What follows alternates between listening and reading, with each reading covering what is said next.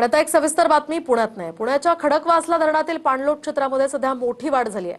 खडकवासला धरणातनं मुठा नदी पात्रामध्ये विसर्ग सुरू आहे, त्यामुळे एकता नगर सोसायटीत पुन्हा एकदा पाणी शिरलंय। दरवर्षी या सोसायटीमध्ये पाणी शिरतं आणि यंदा सुद्धा त्या ठिकाणी विसर्ग वाढवण्यात आल्यामुळे पाणी शिरलेलं आहे।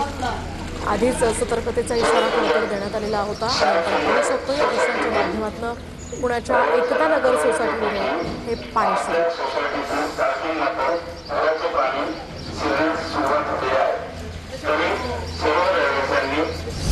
दरम्यान खडकवासला धरण क्षेत्रामध्ये सुरू असलेल्या पावसानं धरणाच्या पाणी पातळीत वाढ झाली आहे, त्यामुळे धरणातनं मुठा नदी पात्रात 22,880 क्युसेकनं पाण्याचा विसर्ग केला जातो। पुण्यातील भिडे पूलही पाण्याखाली गेलाय।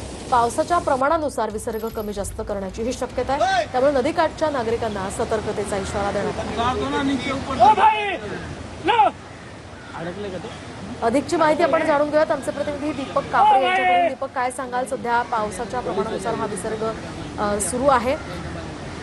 एकूणच भिडे पूल सध्या पाण्याखाली असल्याचं आपण पाहतोय। खडकवासला धरणाच्या पाणी पातळीत मोठी वाढ झालेली आहे। गेल्या 2 ते 3 दिवसांपासून पुण्यामध्ये मुसळधार पाऊस कोसळतोय आणि धरण क्षेत्रामध्ये हा पाऊस मुसळधार सुरू असल्यामुळे सध्या भिडे पूल सुद्धा पाण्याखाली गेलेला आहे। खडकवासला धरणात सध्या पाण्याची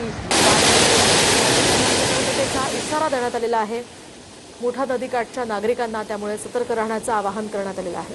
पुन्हा एकदा जाऊयात आमचे प्रतिनिधी दीपक कापरे यांच्याकडे। दीपक, काय सांगाल? सध्या पुण्यातील भिडे पूल पाण्याखाली गेल्याचं कळतंय, धरण क्षेत्रात पाण्यात मोठी वाढ झाली आहे, काय अधिकचे अपडेट्स आहे सध्याचे?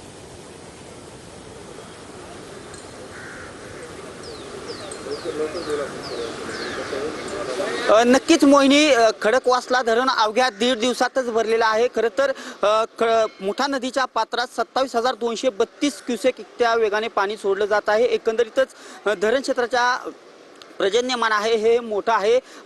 जर जास्त प्रमाणात पाऊस झाला तर अजून देखील पाणी वाढू शकतं। मात्र पुण्यातील जो भिडे पूल आहे हा सध्या पाण्याखाली गेलेला पाहावयास मिळत आहे। अगदी धरण प्रशासन असेल किंवा प्रशासनाच्या वतीने नदीकाठच्या आणि पुण्यातील नागरिकांना सतर्कतेचा इशारा देण्यात आलेला आहे। एकंदरीतच काल गेल्या 7-8 दिवसापासून पुण्यात मुसळधार पाऊस पडत आहे आणि मोठ्या प्रमाणात धरण क्षेत्राच्या पाणलोट क्षेत्रात मोठी वाढ होताना पाहावयास मिळत आहे। सद्यस्थितीत जो भिडे पूल आहे ती अगदी मोठ्या प्रमाणात पाण्याखाली गेलेला आहे। हे अगदी पाणी जो कडेला आलेला आहे आणि नागरिक आहेत त्यांना नक्कीच दीपक, या संदर्भातले अपडेट्स तुमच्याकडनं जाणून घेत राहणार आहोत। तुर्तास धन्यवाद दिलेल्या या सविस्तर माहितीसाठी। आपण पाहतोय की मोठ्या प्रमाणात हा पाण्याचा विसर्ग सध्या सुरू आहे।